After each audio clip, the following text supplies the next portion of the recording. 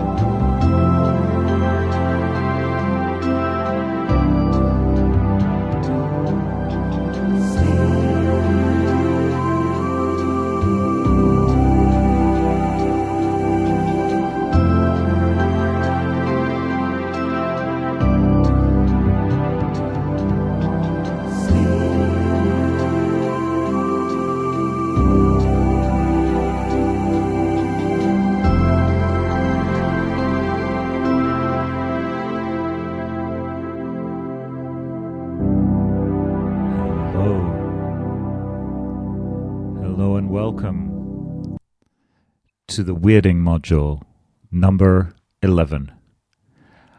I'm your host, Nathan Gray. This episode is entitled Somniloquy, and it's about all things sleep. The Weirding module is a show that's almost exclusively to do with spoken word and the voice in experimental music and contemporary art. Today, we're going to be exploring people who talk in their sleep, recordings that were made to hypnotize you into going to sleep, recordings that have been made to increase your well-being and efficiency by listening to them while you are asleep. We will be playing records which claim to have subliminal messages within them. These records help you to lose weight, to find your soulmate, to become a millionaire. But the voices in them are completely silent. So this episode comes with a disclaimer.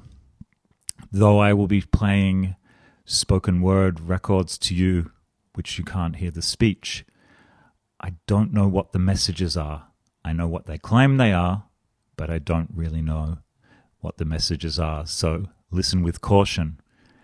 And one last warning, especially towards the end of the show, I will be playing records that attempt to hypnotize you into falling asleep.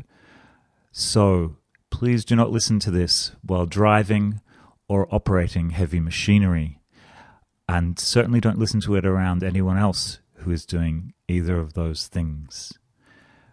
But before we go into that, I'm going to play a raga. It's a Nilambari raga, and these ragas are purported to have the power of sending you to sleep. Here we go.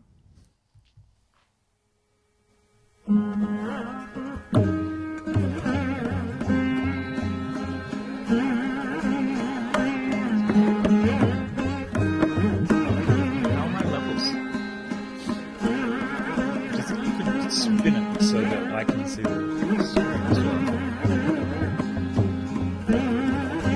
That's the other thing to level me to.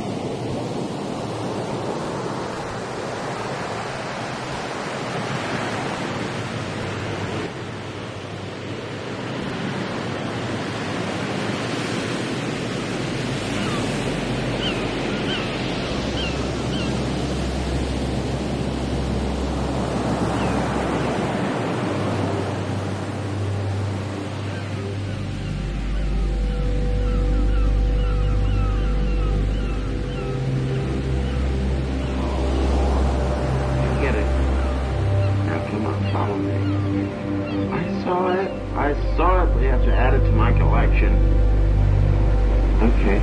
Look. Over there. Under that giant palm leaf. Look at that.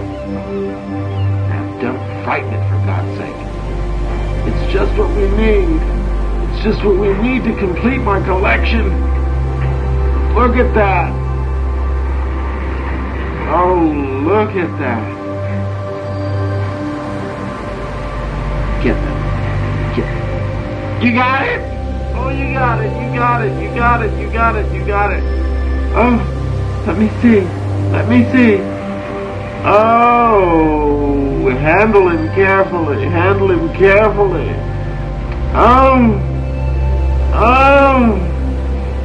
Oh, it's a baby griffin. Look, a baby griffin. A baby griffin. Oh, now I'm complete. I'm complete. Oh, I'm going to put him next to the unicorn. Yes. Look at that. Oh. How large are griffins when they're full grown? Well, the unicorn's not that big. It's a stunted unicorn. Yes. They'll get along. Certainly.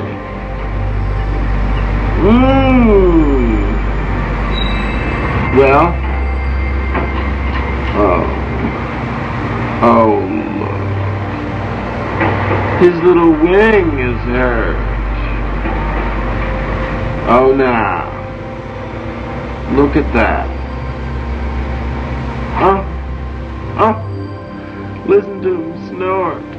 Oh, listen to him snort. Oh. That doesn't complete my collection at all. No. Oh, no. Well, let's see. I have a dodo and a rock. And a phoenix. Oh, dear. A pterodactyl? Yes. The unicorn. The griffin. Dear. Oh, yes. Well, a mermaid doesn't count. She's out in the pool. No. Well, if she ever gets out, I'm going to mate her with the centaur. Yes! What do you think? Certainly. Well, I don't know. What do you think? Well, if you don't mate them, you know they'll die off. Well, you've got to just take pot luck in the mating department. Yes. I don't know. Does a mermaid lay eggs? I don't know. My. Well, that remains to be seen, doesn't it? Well, now the werewolf. We've got him locked up in a little cage. That's not very nice either. Well, the unicorn's a female. Well, the unicorn and the werewolf. What would happen? A wericorn. Oh, I don't know what would happen in any case. No. Well, all the flying things must mate. It's either the dodo and the rock, or the dodo and the pterodactyl, or the pterodactyl and the phoenix. But honestly, don't you think the phoenix should just live to a ripe old age and become extinct again? Well, let me tell you, it's been difficult to find them. Yes! Well, I've spent my life. The griffin was last on my list. Yes, last on my list. Look at that. Yes, it came right after the mermaid. A siren? Oh, now come on. Go down to the pool and take a look. I'm going to have my whole estate put under a glass bell. Yeah. Well, that way it'll be safer. Sure. None of them will get away. You know it's terribly valuable. Wow. Well, it's inestimable. Inestimable. Yes. You try that. Try that. Try putting a price on a phoenix. Well, you can't do it. No.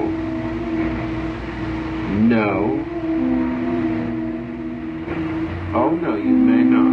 No, he does not want to rise in flame. No! That's an old wives' tale, for God's sake. Yeah, that is the happiest looking phoenix you ever saw.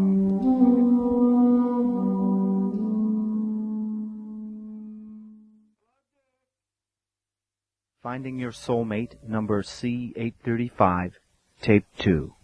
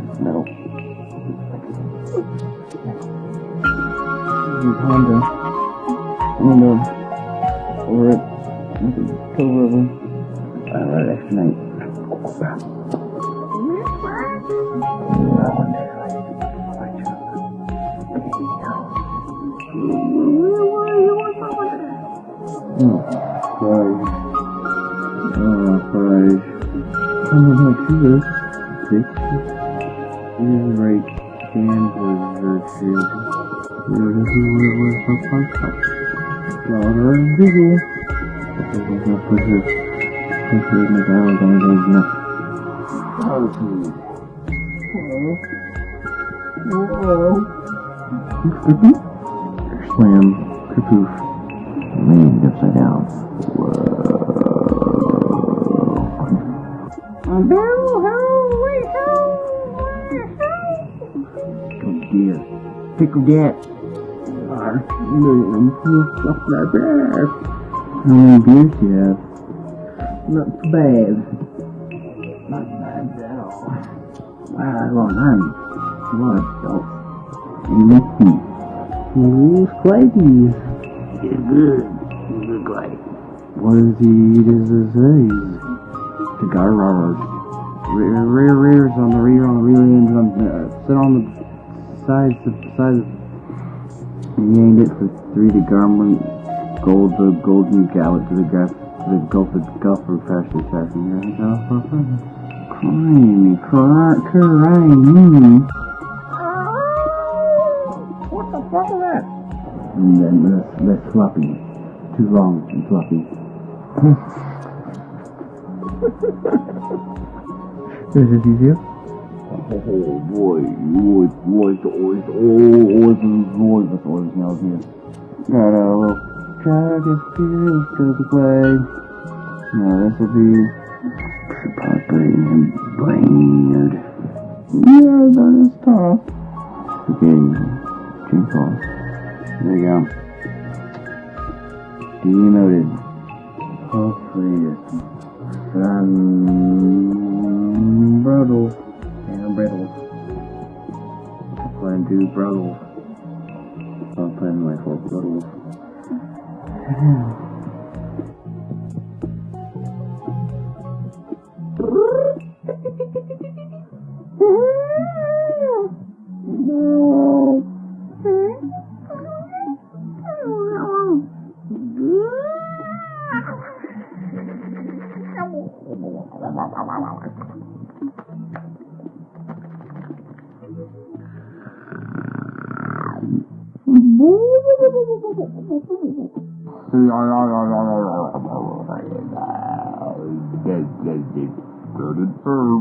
What about you?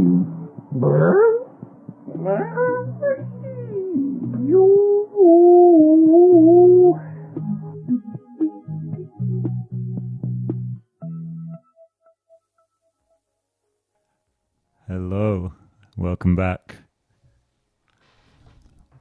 You're listening to the Weirding Module number 11, Somniloquy.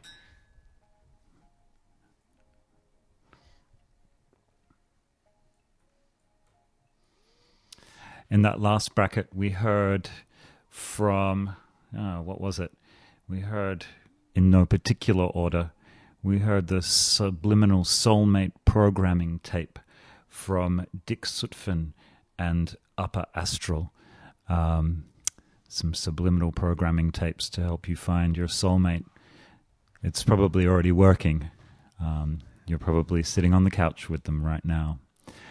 And we also heard, these were the 2 background tracks we heard. The first of those was the ISON Sleep System number 1.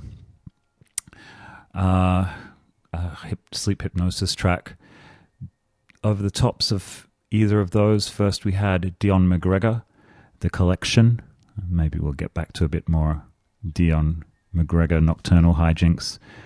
And we also had The Somniloquist, the soundtrack to a short film by Adam Rosenberg, where he recorded his sleep talk. Very kind of hilarious, possibly disturbing stuff going on there. Let's see where we go next. I'm going to start with this. Cows or goats or something. I mean, bits of them, no? Oh, yes. Oh, yes. Those, yes. You'd certainly... You would. Yes. You would. Yeah. I mean, what you would have is... you'd have... It's not everyone who's familiar or is interested or is capable of killing a cow. Or a goat, for that matter. So you would have... it's a little bit like a Roman butcher who might kill the animal for you. Oh. Who will kill the animal for you. Now... the intestine of the animal is normally given, it's normally women or children that washes this. And there's another story, but it lies in another space where I had to do this once, which I'll tell you about. But there's a story that goes that the person who does the killing, after he dies, he takes on board the spirit of the animals that he's killed. So he becomes what's called a rolling calf. And we always hear stories of rolling calf associated with dreams.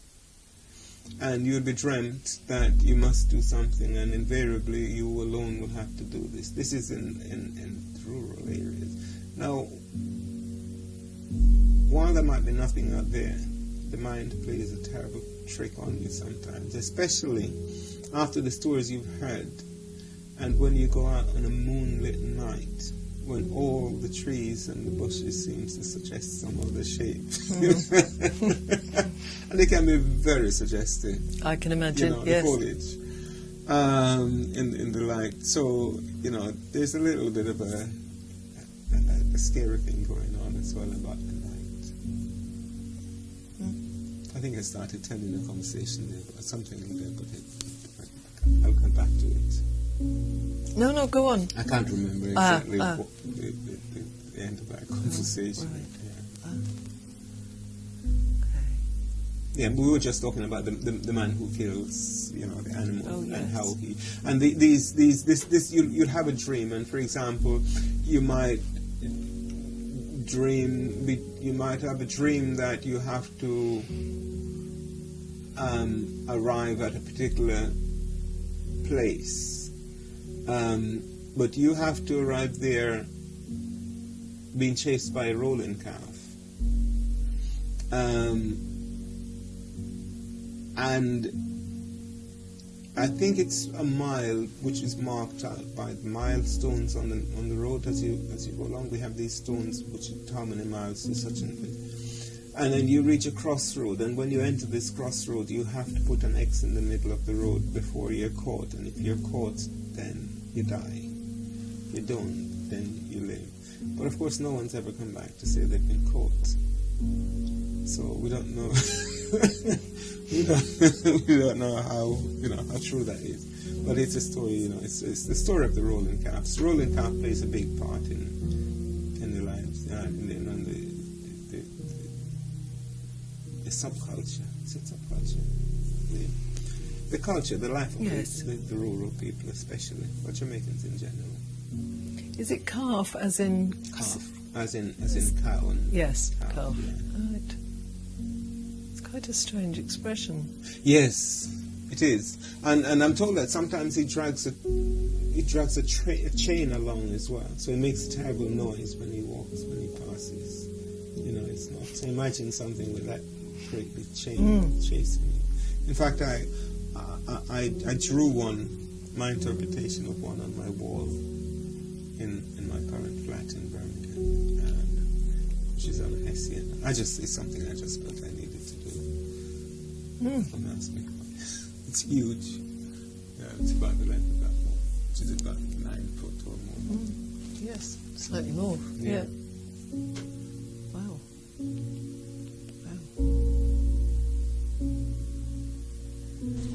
I quite often find them as quite a rich source of inspiration, actually, sometimes.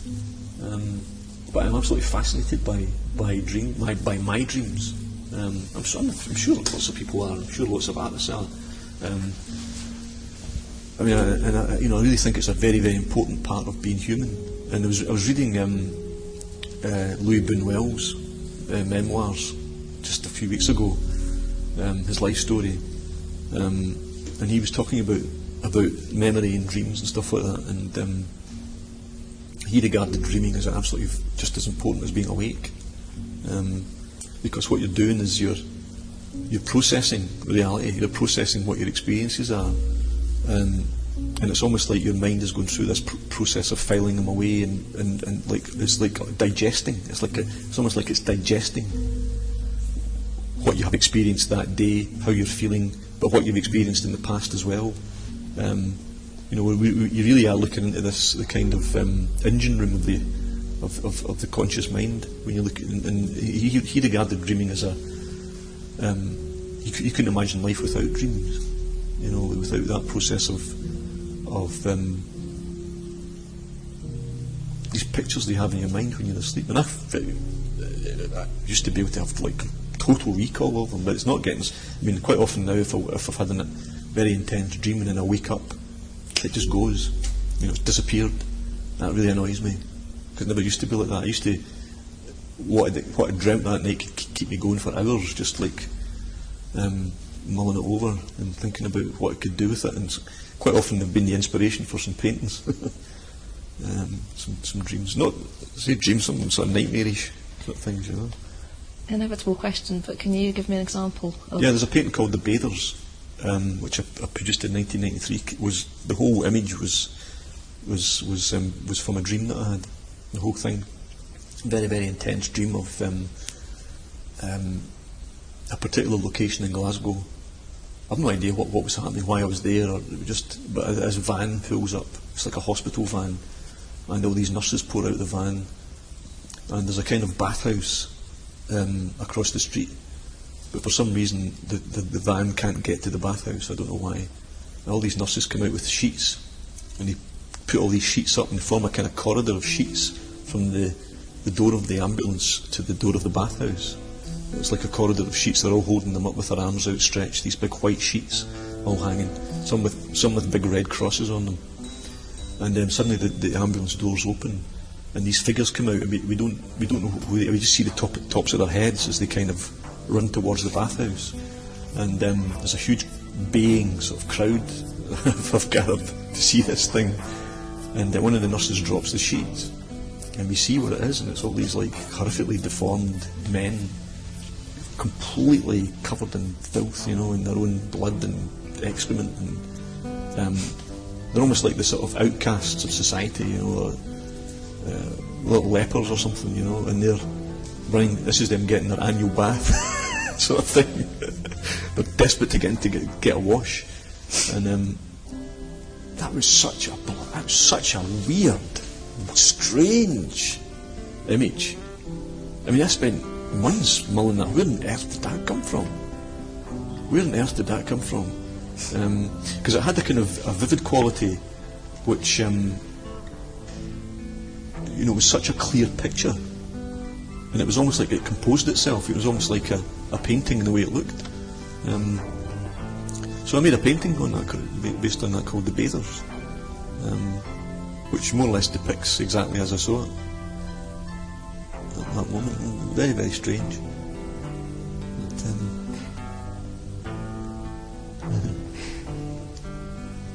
bearing in mind that came from a dream, does that alter how you painted it? I think probably the way I painted it was kind of more pictorially. You know, it was more like a lot of the dreams are just sensations, unstructured sensations.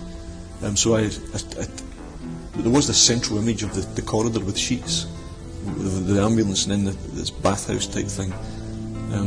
So that was a very strong image in itself. But the actual complexity of the sensations, it was only a thing. It lasted a few seconds, you know, just a fleeting image.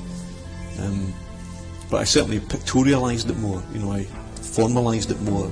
You know, I had to work out how many nurses were there. No, I didn't know in the dream, but I did the painting. I had to structure it a bit more.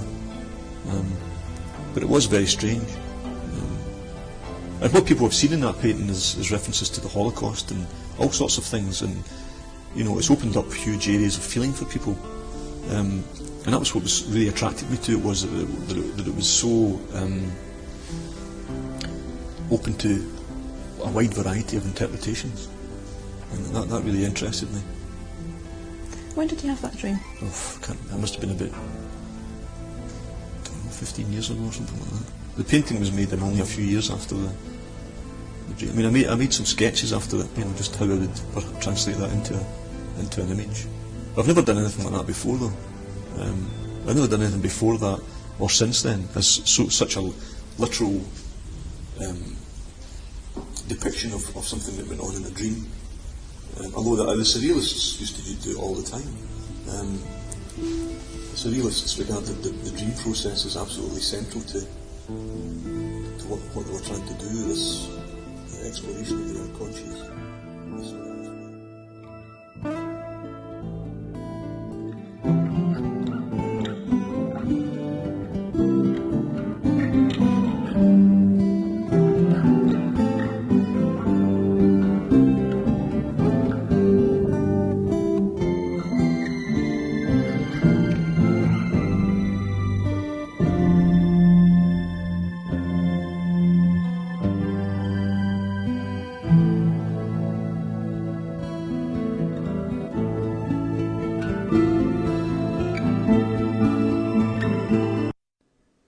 Introduction to dream psychology. This is a LibriVox. I mean, for example, the image of the hand with the ants crawling out of it, I mean, that's an astonishing idea. Psychology by Sigmund Freud, translated by M.D. Ada. Introduction. The medical profession is justly conservative.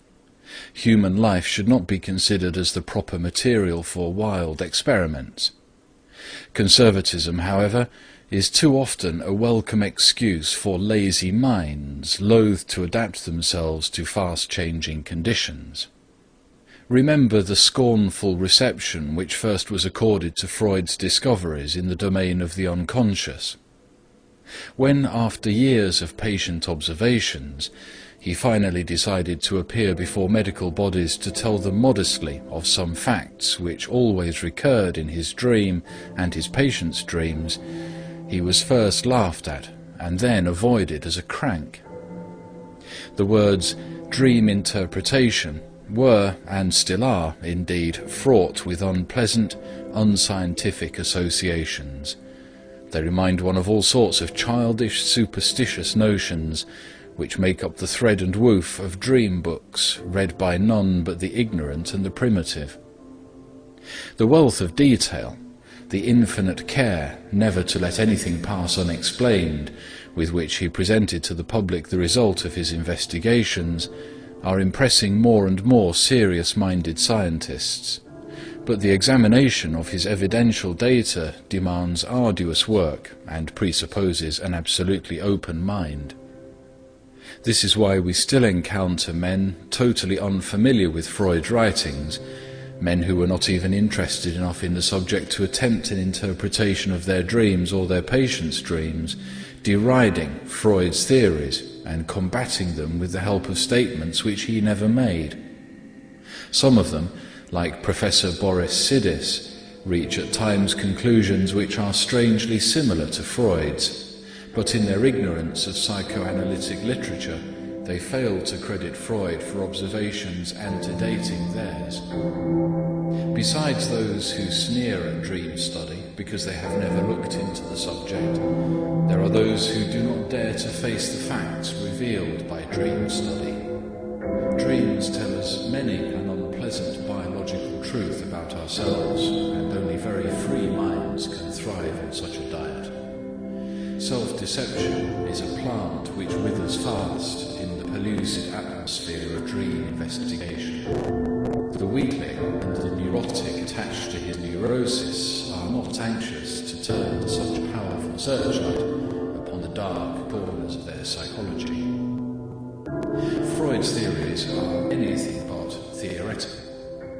He was moved by the fact that there always seemed to be a close connection between his patients' dreams and their mental abnormalities, to collect thousands of dreams and to compare them with the case histories in his possession. He did not start out with a preconceived bias, hoping to find evidence which might support his views. He looked at facts 1,000 times until they began to tell him something. His attitude towards dream study was, in other words, that of a statistician who does not know and has no means of foreseeing what conclusions will be forced on him by the information he is gathering, but who is fully prepared to accept those unavoidable conclusions. This was indeed a novel way in psychology. Psychologists had always wanted to build in what Bleuler calls autistic ways, that is, through methods in no wise supported by evidence, some attractive increasing in speed, sprung from their brain, like Minerva mouth Job's open brain, wide but no sound. After which they would stretch upon it's that in unyielding space. frame the hide of a reality which they had previously killed. It is only to minds suffering from the same Complete story feeling of that space minds and also nothingness. inclined that those empty, artificial structures appear Nothingness.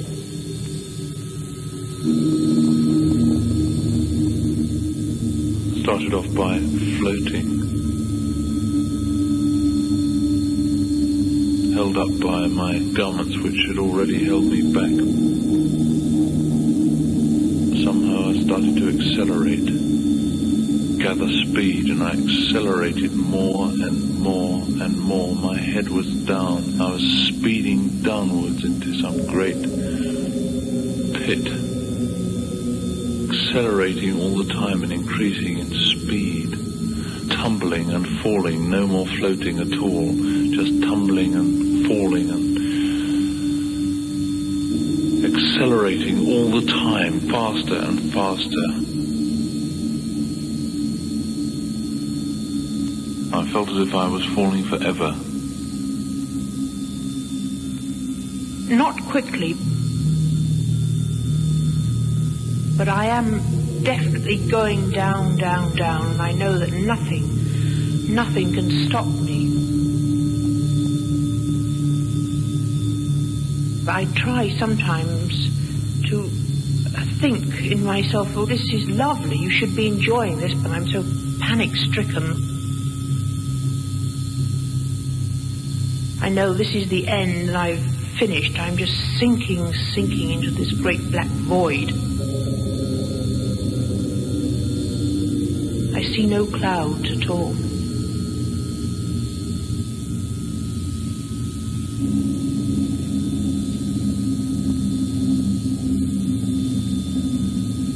I was falling through this water. It was all around me, this water. I didn't like it. I was falling, I got my legs in the air and my hands out. It was all around me, this water. I didn't like it.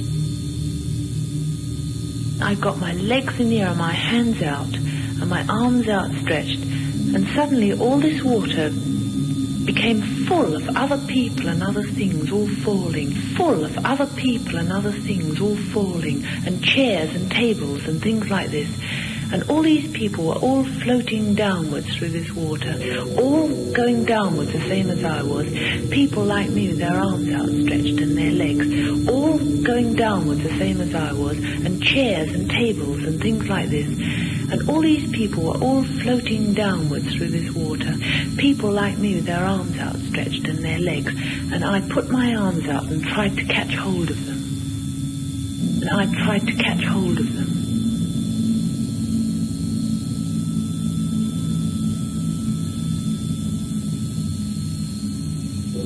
All I can remember is falling into the water, which was very dark and very deep.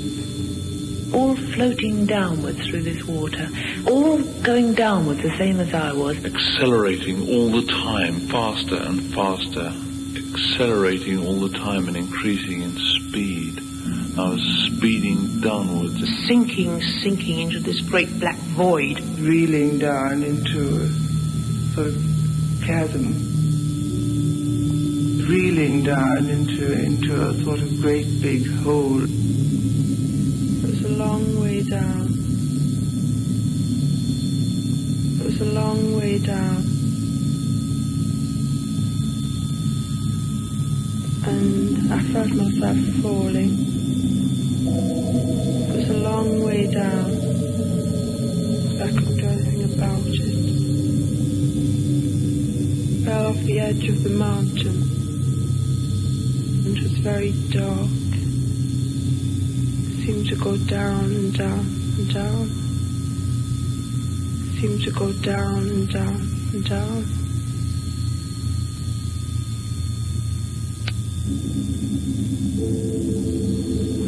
It was a long way down. I couldn't do anything about it. It was very dark and very deep.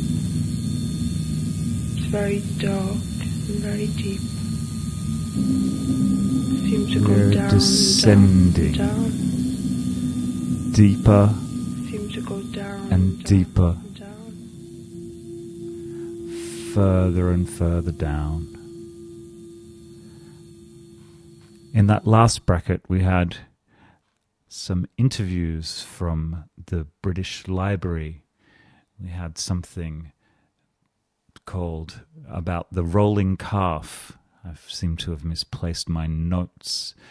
And another painting, a beautiful Scottish text about a dream-inspired painting. That was backed first with Max Richter's The Dreams from one of his overnight sleep events.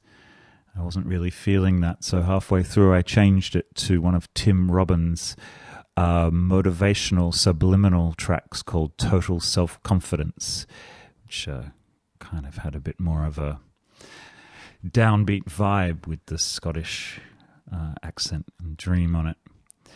Then we followed that with the introduction to Sigmund Freud's book. What is that called? The Dream Psychology. It's a free audio book. And we had in the background of that, we had some of Jeff Bridges' sleeping tapes. That was Chimes for Dreams. And we ended that with Delia Derbyshire and Barry Burma's Inventions for Radio, The Dreams. Now, I want you to be very careful with the following section. Please try to stay awake. I'll try and stay awake too. We're about to get into some serious sleep hypnosis. Here we go.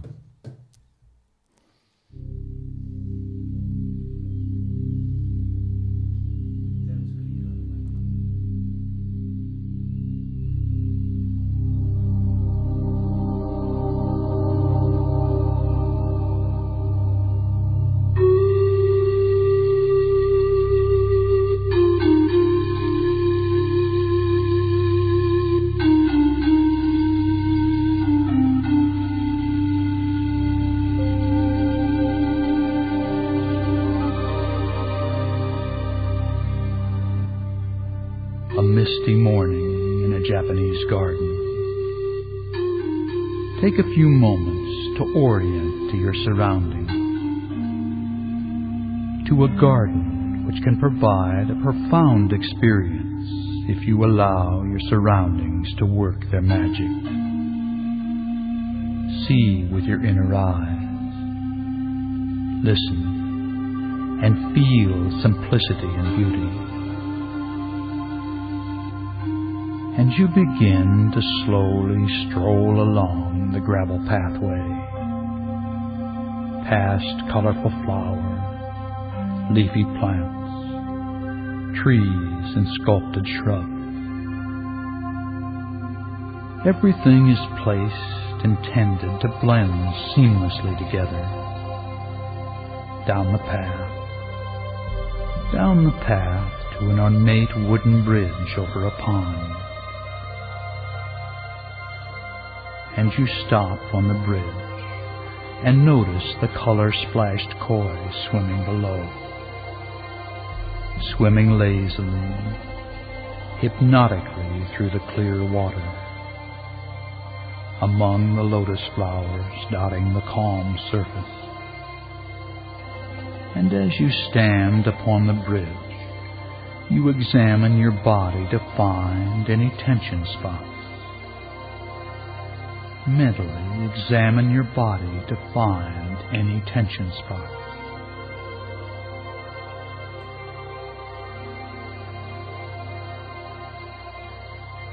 And you send relaxing sensations into any tension and feel it dissolve.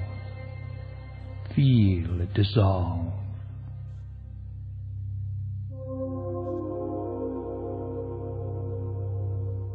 And you breathe deeply and relax completely in this beautiful garden, standing upon the bridge, observing the koi, splashes of yellow, orange, and red, swimming hypnotically.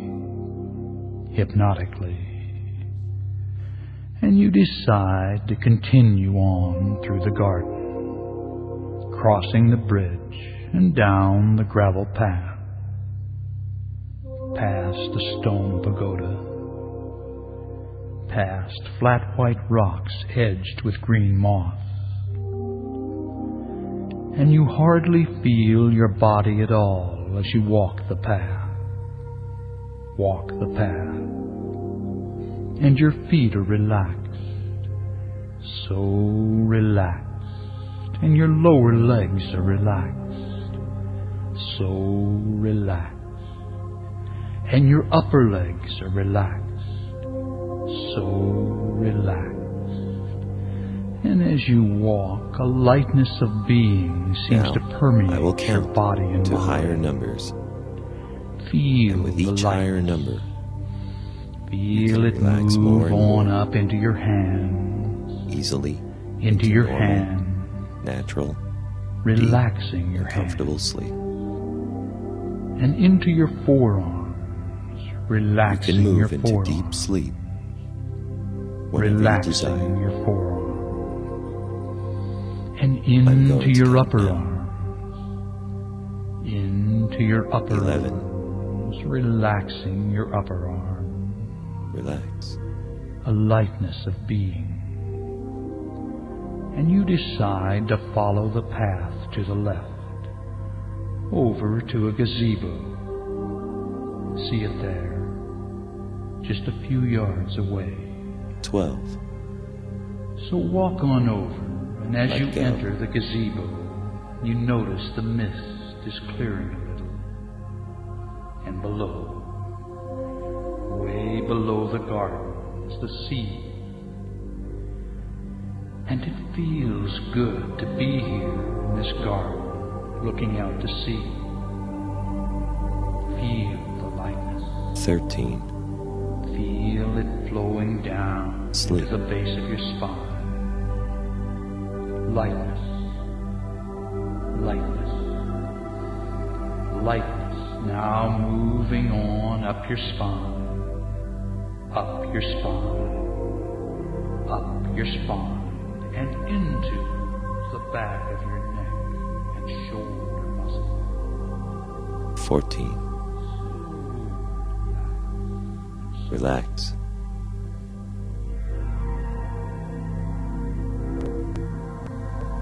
Let go.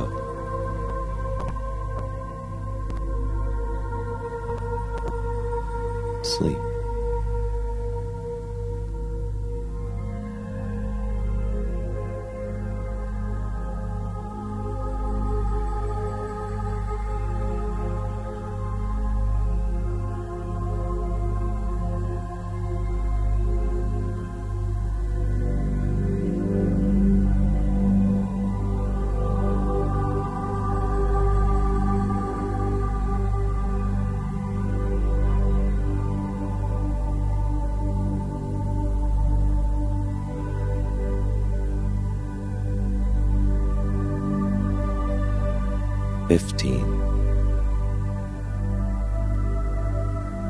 Relax.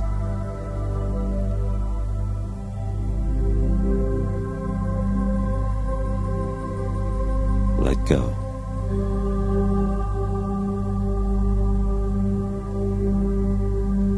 Sleep.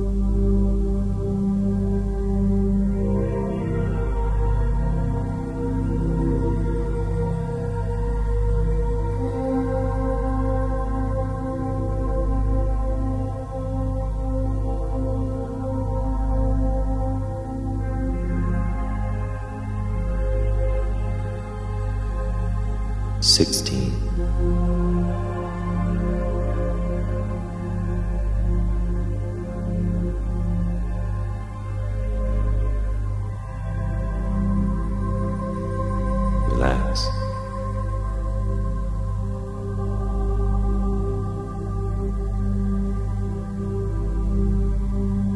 Let go.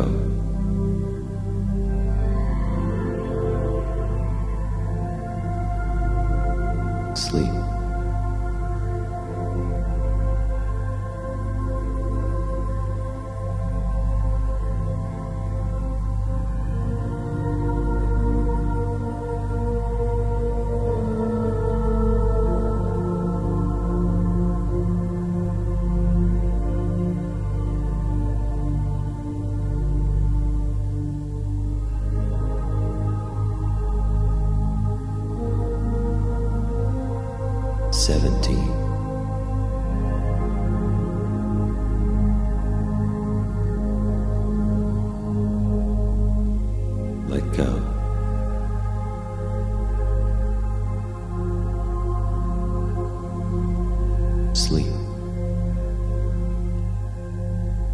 Ladybird presents The Rabbit Who Wants to Fall Asleep by Carl Johan Forsain Erlin.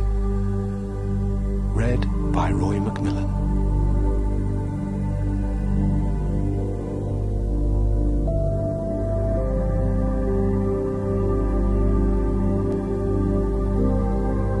I am going to tell you a story that can make you feel very sleepy.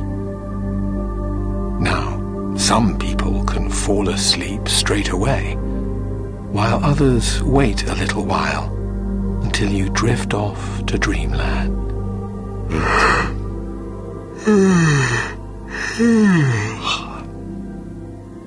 I'm wondering just when will be the best time for you to go to sleep. Now, or before the story ends. Once upon a time, there was a little rabbit called Roger, who really wanted to fall asleep, and could not, right now. 19. Roger the rabbit was just your age, not older, not younger, exactly as old as you are. He enjoyed doing all the things you like doing, to play and have fun. He would rather stay up and play all evening instead of sleeping now. All of his siblings easily fell asleep every evening when Mummy Rabbit tucked them into bed, but not Roger the rabbit. He was just lying there, thinking of all the other things he wanted to do instead of going to sleep now. How he could be outside, playing on the grass, and just run around until he got so tired that he could not run around anymore.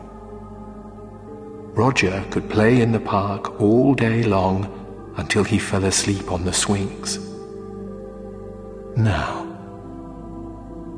it allows him to swing back and forward,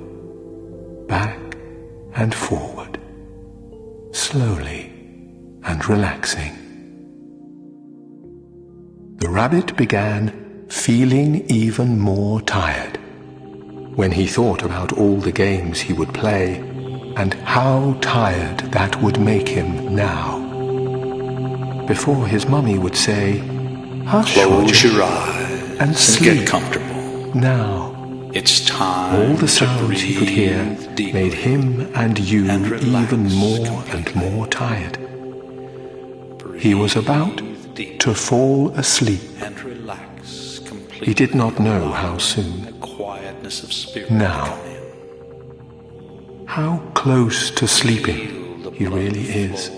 Through your arms and How the picture of him and you sleeping becomes clearer and closer with every breath.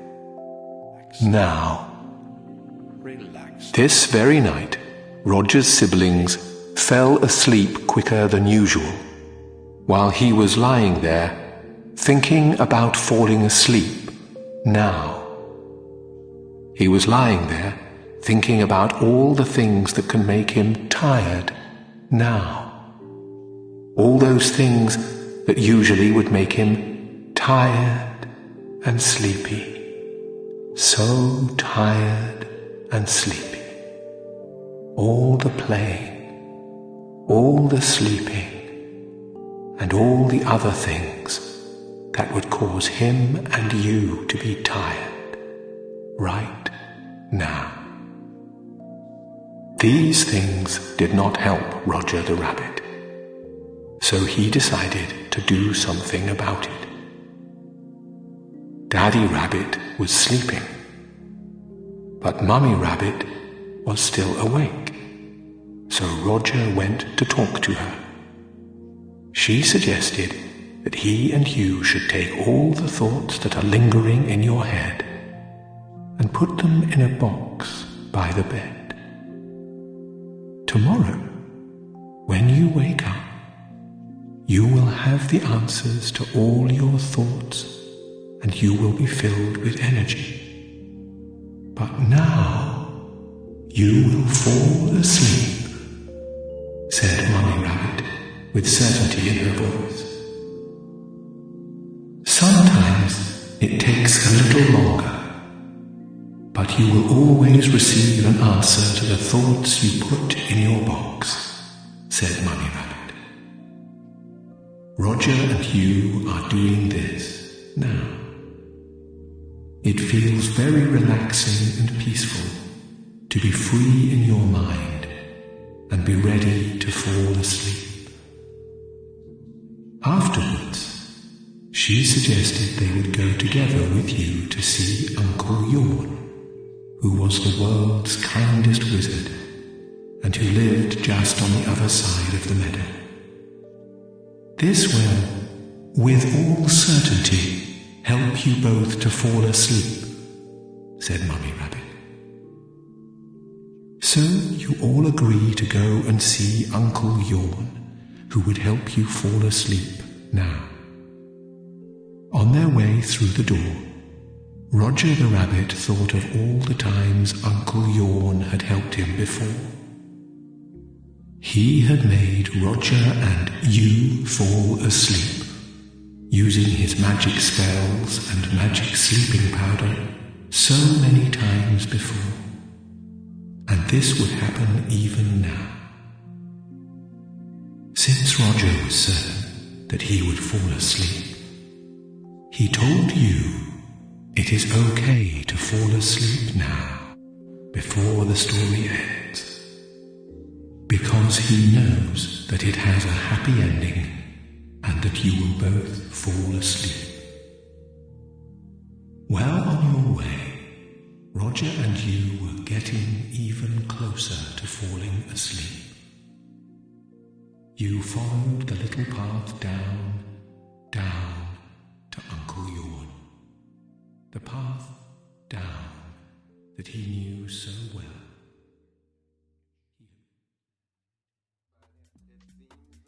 This is subtext.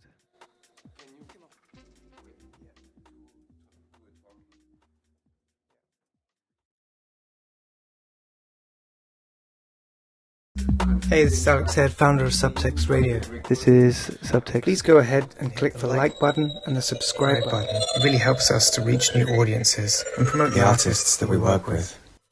Hit like and hit subscribe.